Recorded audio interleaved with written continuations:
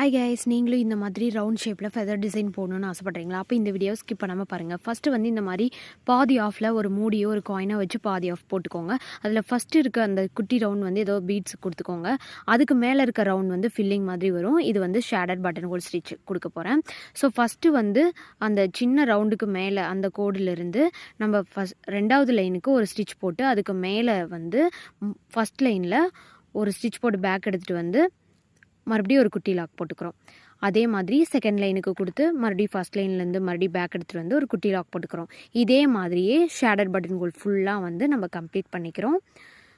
ஒரு ஆஃப் வந்து பாதி முடிச்சுட்டு மறுபடியும் அடுத்த ஆஃப் வந்து கொடுத்துக்கணும். அப்போ தான் வந்து கரெக்டாக இருக்கும்.